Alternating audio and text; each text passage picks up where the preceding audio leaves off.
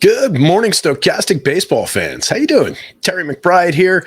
Welcome to the MLB Strategy Show for Wednesday, October 19th. Always got to look down there at the date. It's tough keeping track of days and time and everything these days. I don't know what it is. Something about not leaving the house all that often, focusing on DFS all the time, just going from show to show and slate to slate. But hey, here we are again. We've got another two-gamer, game one of the ALCS, game two of the NLCS. My Yankees advancing to face the Astros on no rest. Should be an interesting one tonight. First up, we've got the Phillies and Padres in game two. Felt like we had a good show yesterday, gang. Hit a couple of the home runs pretty hard. We hit the pitching situations pretty well. So hopefully some people out there made money. I skipped the slate. I focused on the basketball slate last night and did not play the baseball in the afternoon. Honestly, I didn't want to have to roster Jose Ramirez and hope for a home run from him against my Yankees and a bunch of nonsense like that. Just kind of wanted to enjoy the game, which I got a chance to. So that was great. So we really appreciate everybody hanging out. We're going to go through the slate for today. We're going to go same way we did yesterday. We'll do a pitching overview. We'll go game by game, take a look at the various hitters, the stacking opportunities. Only a two-game slate. There's a lot of different angles to attack it from, but everybody's going to be on pretty much any one of them that we talk about. So it's a matter of whittling it down and hopefully doing something creative enough to make your lineup unique and get into that top spot. We'll look at all the different situations. We're brought to you today internally once again by Stokastic and the promo code Hardwood. It's up at the top of the screen there. You guys could probably see that. It's all caps. It's all one word.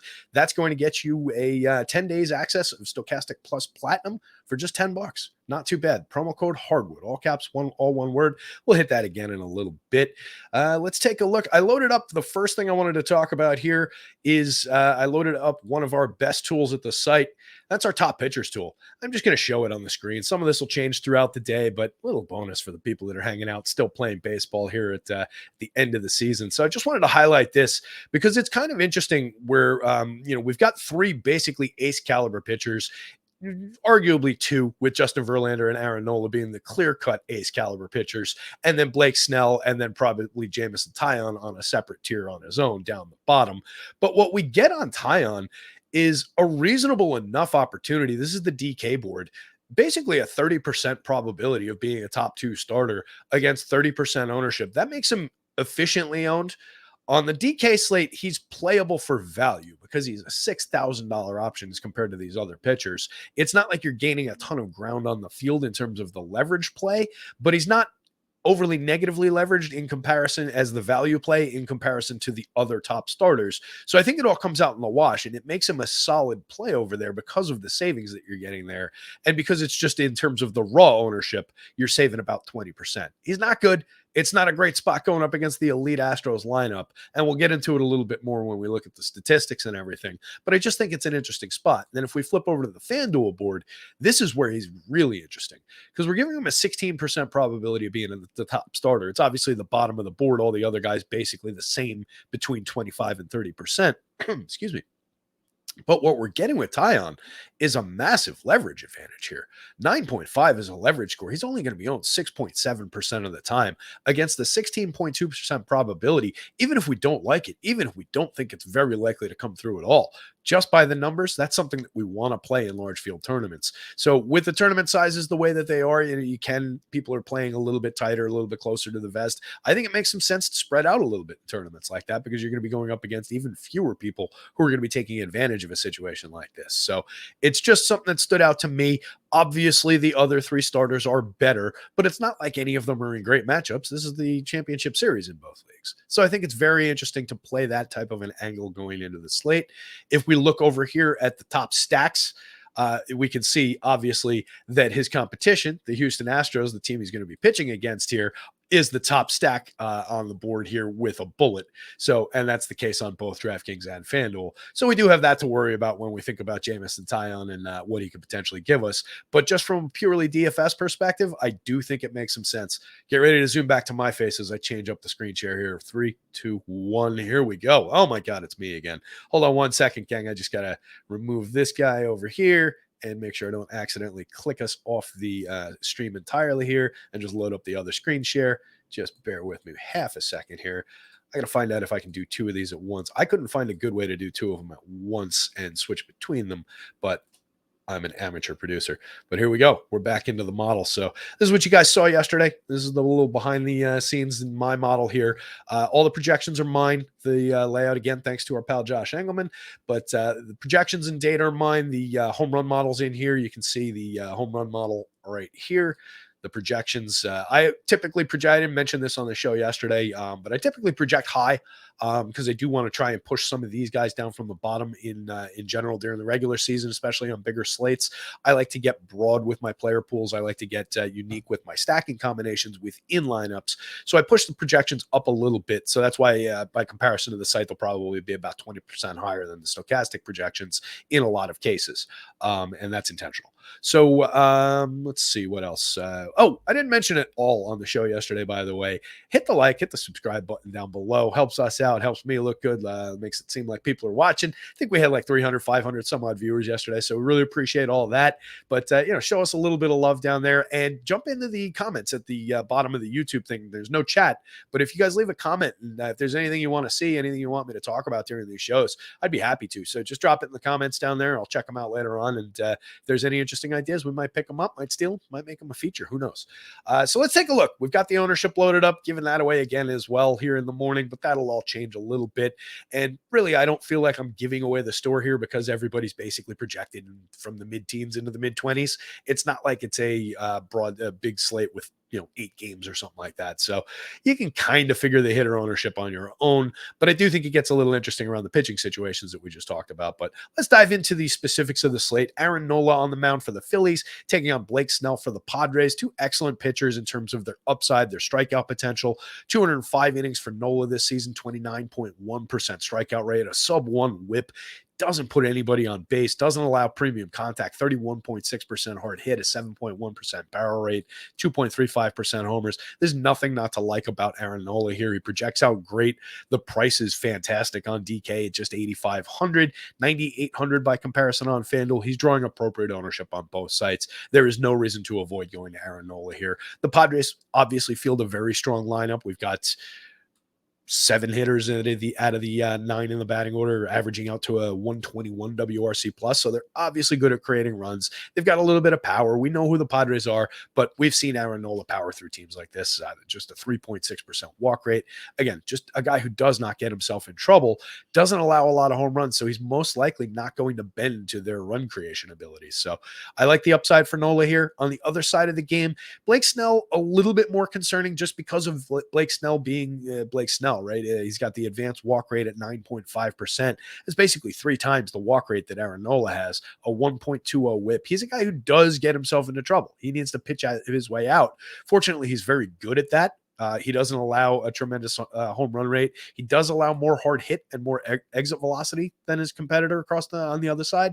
38.9% hard hit rate and a 90.1 mile an hour average exit velo, and that's on a 17.1 degree average launch angle. So you can see a little bit more home run trajectory, but it didn't translate this year into a massive amount of home runs. Last year, same story, 2.91% home run rate. So I don't really worry that much about the long ball, and he's obviously excellent at striking hitters out. 32% strikeout rate over 128 innings this year for Blake Snell, 30.9% last year for Blake Snell. He does also have the advantage of being left-handed, which it doesn't take the bat out of the hands of Kyle Schwarber and Bryce Harper, but it does reduce their abilities a little bit. Both of them see a reduction in ISO against same-handed pitching. Schwarber had 10 home runs this year, but Harper, I think, only had 3 home runs. Harper created runs above average. I think his WRC plus was like 15% above average against lefties. So it knocks them down a peg. They're not nearly as good as they were yesterday when both of them homered after we talked about taking a look at their power.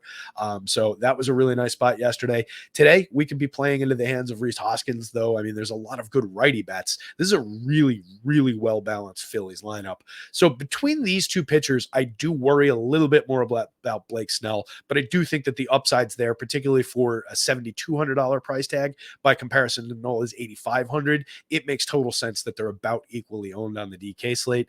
And if you're someone who's inclined to just kind of take Jamison Tyone off the table, and we're not really considering relievers today, I don't think that's an angle FanDuel into today's slate. So if you're really looking at it as a three-way kind of a pitching slate, it does make sense to just focus ownership into these guys and roster them accordingly. I do leave Jameson Taillon on the table, like we talked about at the top of the show. I think he's an interesting angle into the slate that just not enough people are going to be taking advantage of. So I would balance it out a little bit more. But again, both these pitchers appropriately owned. We'll jump over to the Yankees and Astros game just to talk about the pitching situations again. Talked about Taillon and all his ownership potential. 177 and a third innings this year, 20.7% strikeout rate, a very respectable 4.4% walk rate, a nice 3.79 xFIP, 1.13 whip it's all right, 9.9% swinging strike rate, and a 26.3% CSW. Both of these are this is slightly below average. This is fairly well below average. This is called plus swinging strikes. This is swinging strike rate. You'd like to see more there, and then you would see more here, obviously. But he's serviceable. He's probably a better real life pitcher than a DFS pitcher at this point. 3.57% home run rate, of 35.7% hard hit. That's interesting math there. 8.3% barrels. He's fine. Jameson Taillon is an effective, serviceable major league pitcher.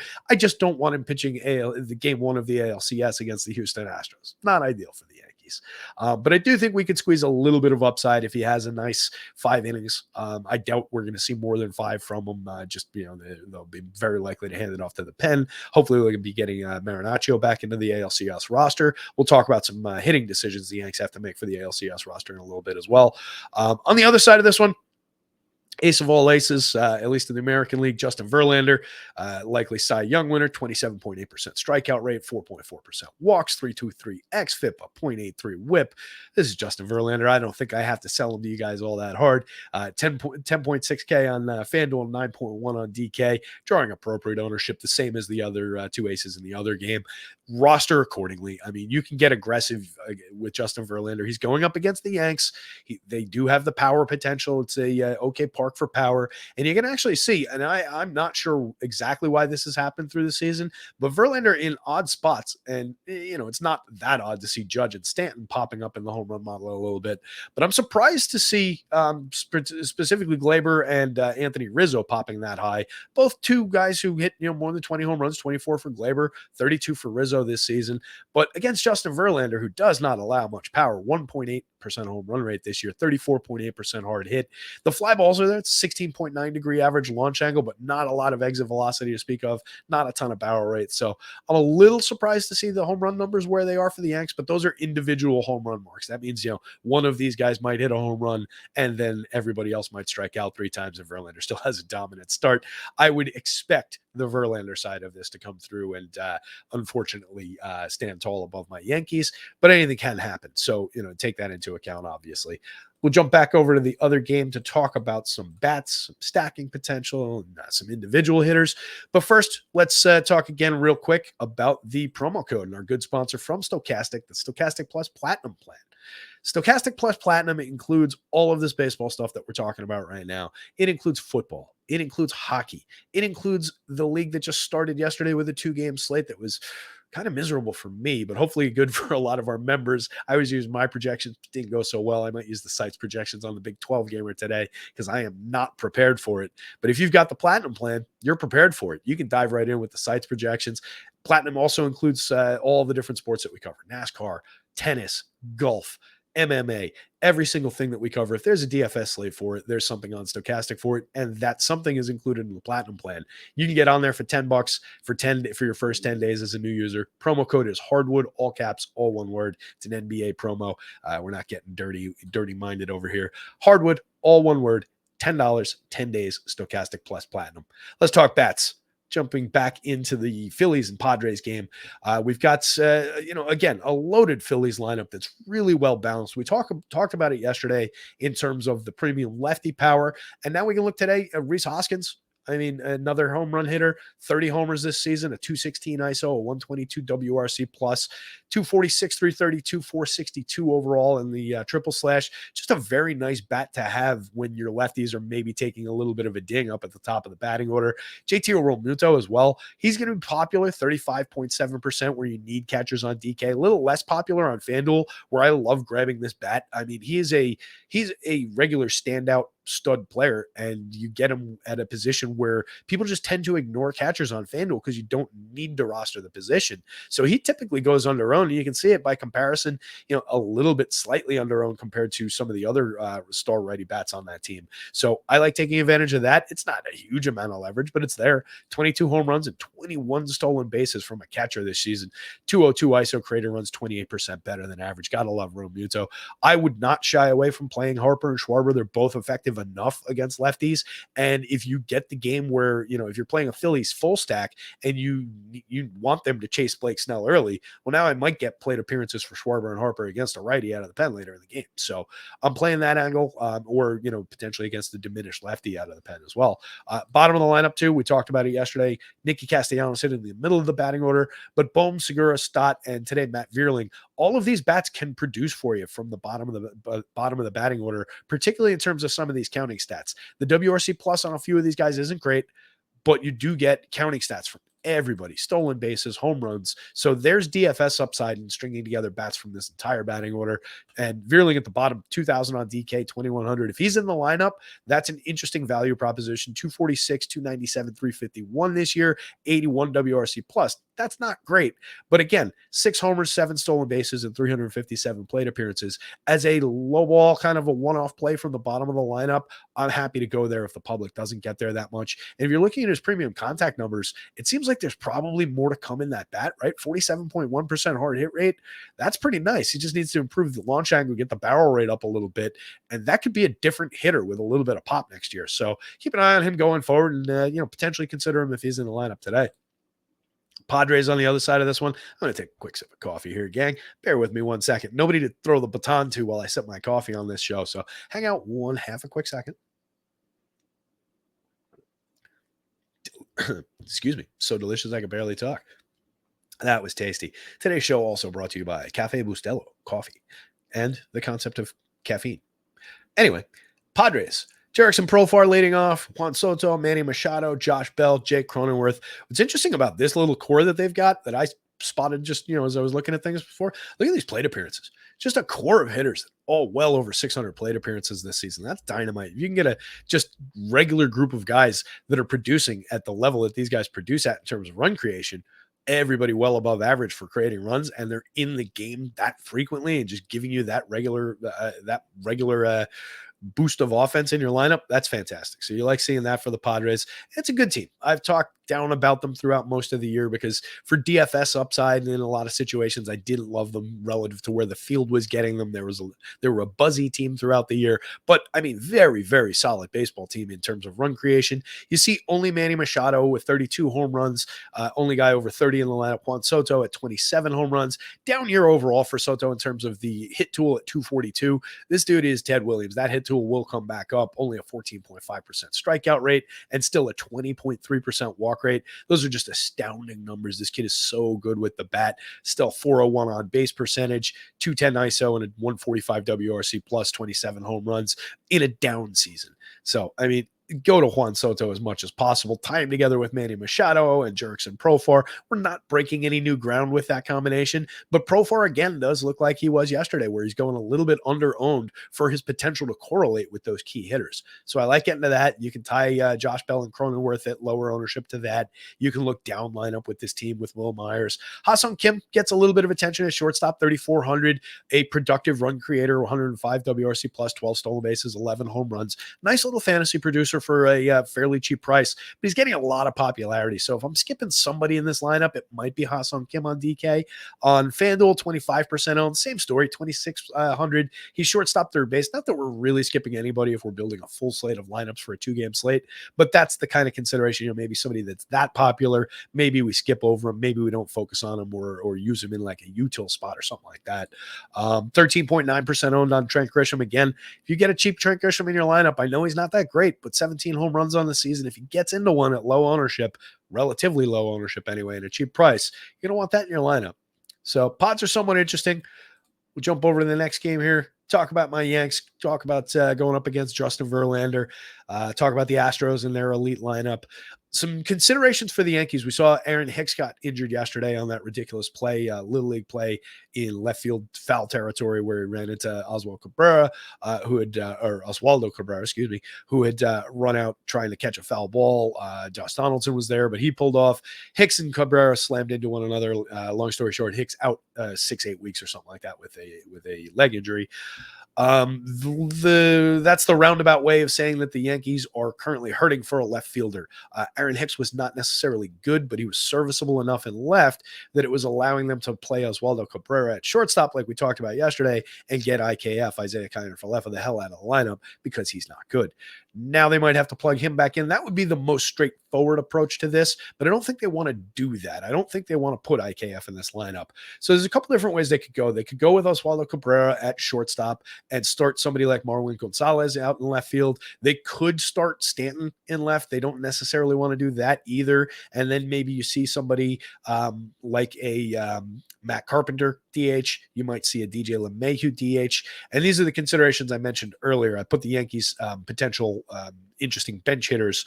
Kyle Higashioka, Isaiah Kiner Falefa, and are both definitely going to be on the roster. We can fully expect that. I put Higgy here just because he's got interesting numbers in terms of his premium power, his premium contact rates. So if he's in the lineup, I do like Higgy as an alternative catcher. I think he's a better bat than Jose Trevino. But I do think it's interesting. Matt Carpenter didn't see very many plate appearances, but he will be on the roster. Had a great season for like 6 weeks in the middle of the year, then got hurt. He's unlikely to play left field. He's unlikely to play in the field at all. But if they do play Stanton in left, there's a chance we get Carpenter for a full game as the DH. The other considerations with the Yankees lineup, and again, it's a little bit up in the air because they haven't announced the roster yet.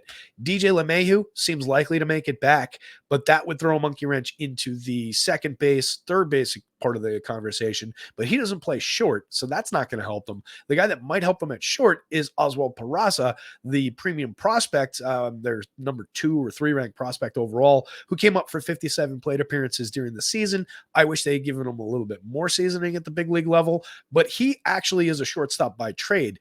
And they like his bat. He gave him a 306, 404, 429 in his 57 plate appearances, hit a home run, stole 2 bases. So they like this kid a lot. He might make the roster. He could start at shortstop, and then that would allow them to play Oswaldo Cabrera in left, not have to worry about something like Marwin Gonzalez in left, have to worry about playing Stanton in the outfield. That makes a lot of sense. Like I said, if LeMahieu is healthy enough to be on the roster, he'll probably either fit into the DH puzzle or he'll play third base instead of Josh Donaldson. I don't see him bumping Gleyber from the second base spot, but what that might do if LeMahieu plays third, we might see leadoff LeMahieu and see Gleyber down in that 5 spot where Donaldson is right now. So a lot of stuff up in the air with this Yankees lineup.